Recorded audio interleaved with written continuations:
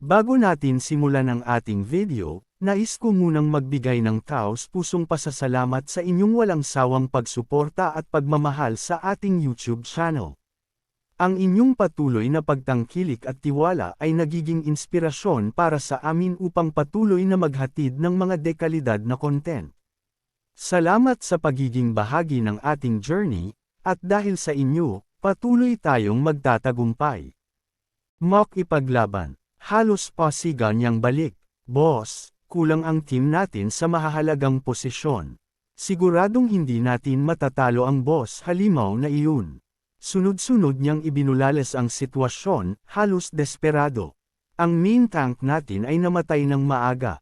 Wala na rin ang mga warlock at ranger na dapat nasa DPS position. Isa na lang ang natitira sa dalawang healer, at siya pa ang nasa pinakamahinang estado ngayon. Humigpit ang pagkakahawak niya sa sandata, nanginginig ang tinig. Galit na napasigaw si Fashong sa kanyang mga kagrupo, halos umangat ang mga ugat sa kanyang leeg habang sinisisi ang lahat. Mga basura kayong lahat, bakit ang malas ko ngayon? Ubus lakas niyang sigaw. Dahil ba sa isinumpang lalaking iyon? Nagwawala siya, nakahanda ng manapak ng kahit sino sa abot tanaw. Ngunit bago pa tuluyang bumagsak ang kanyang kamao sa isa sa mga kasama, may malamig na boses na umalangaw-ngaw mula sa likuran nila. Ito ba ang amulet na sinasabi? Sabay-sabay silang napalingon. Doon nila nakita si Yetching, nakatayo ng kalmado, hawak ang isang makinang na amulet sa kanyang kamay. Napatigil si Fashong, nanlaki ang mga mata, at halos mapaurong ang sisepakan sana niyang kasamahan na ngayoy namumutla sa takot. Buhay ka pa hanggang ngayon. Hindi makapaniwalang bulalas ni Fashong. Anong mangyabang niya kanina ay biglang nagdulot ng bahagyang panginginig sa boses. Walang kahit anong ekspresyon sa mukha si Yetching nang sumagot. Salamat sa iyo, hindi lang ako buhay, kundi napakabuti pa ng pakiramdam ko ngayon.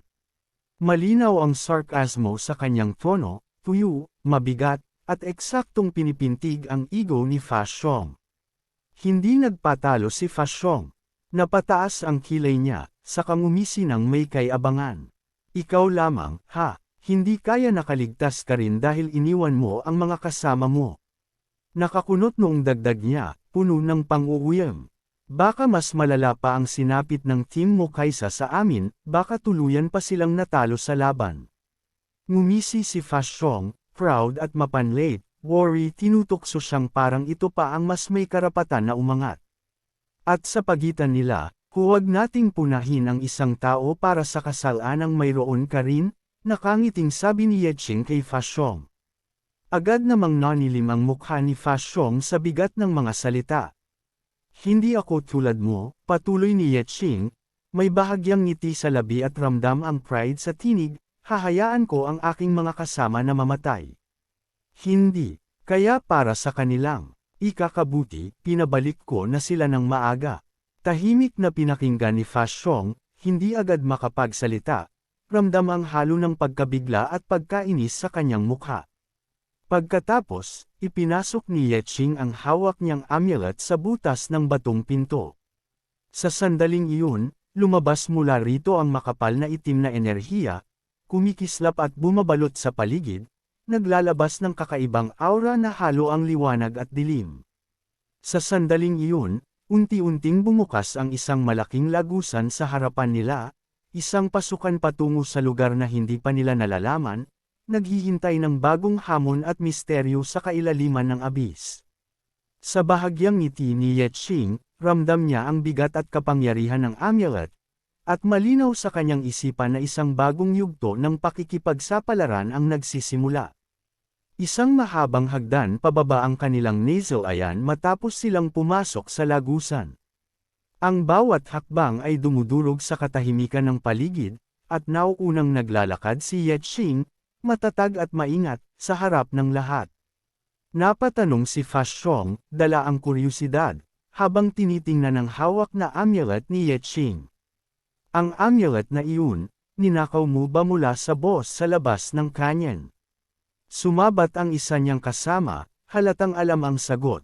Ang legendary Stilang Scale ng Job Class, may posibilidad talagang makuha ang mga materyales mula sa mga kaaway nang hindi nila kailangang mamatay.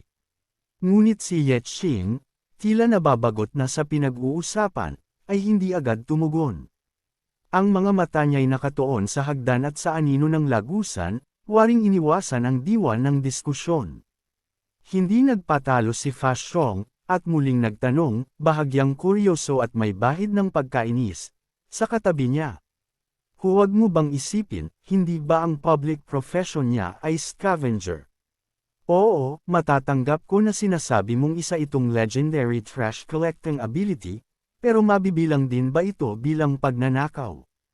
Sa katahimikan ng lagusan, ang tanong ni Fa Xiong ay kumalat sa hangin, tila hamon sa prinsipyo at abilidad ni Yetching, habang patuloy silang bumababa sa di kilalang kailaliman. Lumingon si Yetching sa kanila, halatang naiirita. Tigilan niyo na ang sobrang pag-iisip, mariin niyang sabi. Pinatay ko ang agma, kasama ang ilang istorbo sa daan. Agad na hinawakan ni Fa Xiong ang balikat niya, pinipigilan ang mabilis nitong hakbang. Paano mo napatay ang bagay na iyon? Kahit kung lahat tayo'y magkasama, hindi natin kakayanin ito.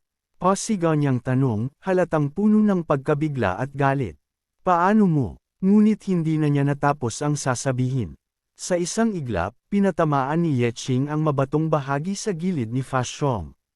Napasinghap si Fa Xiong, at saglit na namutla ang ekspresyon niya habang pareho silang natahimik sa nangyari. Lumingon muli si Yetching sa kanila, ang mga matay kumikislap sa hamon. Gusto niyo rin bang subukan? Napanganga ang dalawa sa harap ng ginawa ni Yetching, hindi makapagsalita. Halos nawala ang kanilang mga salita sa hangin. At sa kabila ng katahimikan at pagkabigla ng kasama, nagpatuloy si Yetching sa paglalakad pababa sa hagdan. Walang sinumang makapigil sa kanya, kahit na si Fa Xiong ay patuloy na humawak sa balikat niya, pilit na sinusubukang pigilan ang kanyang mabilis na hakbang. Naiintindihan ko na ngayon, talagang kahanga-hanga ka, sambit ni Fa Xiong, pinagtiklop ang kanyang mga palad habang nag-iisip. Sa ngayon, nasa cooperative relationship tayo, hindi ba? Mayroon akong ilang tao na buhay pa, para punan ang mga puwang sa koponan.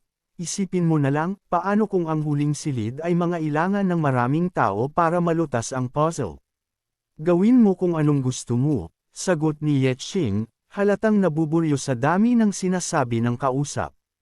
Sa abis, syempre, ang malalakas na tulad mo ay kinakailangan.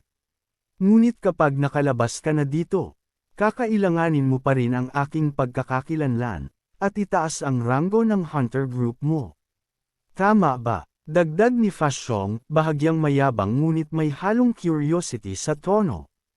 Tingnan natin, sagot ni Yetching, nakatingin sa kanya ng walang emosyon, parang sinusukat ang bawat salita.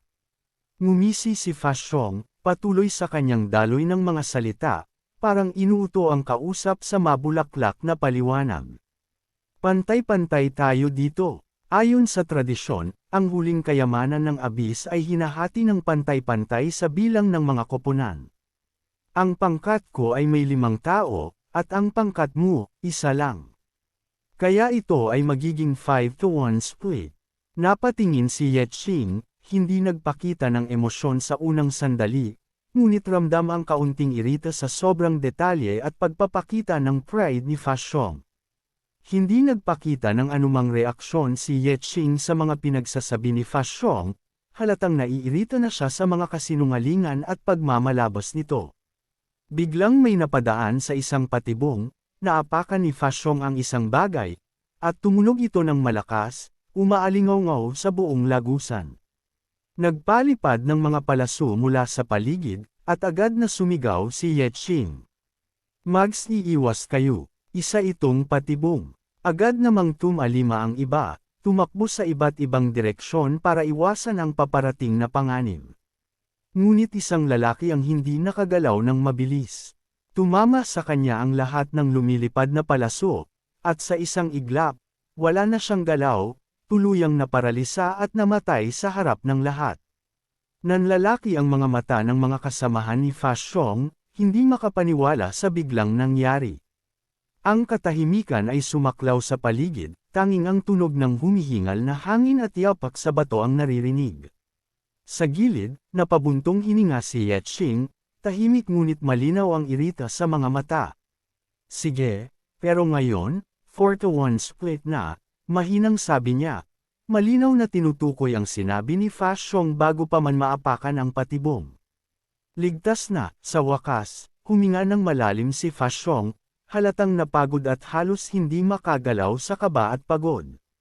Nakakatakot ang mga traps na iyon, napaupo sa pagkahingal ang isa sa mga kasama ni Fa Xiong, kasama ang dalawa pang kapwa niya na pagod at napilitan ring humiga sa malamig na sahig ng lagusan. Sa tingin ko, meron pang iba, singit ng isa pa, halos mahulog ang kalasag na mahigpit niyang hawak habang nagbabantay sa paligid.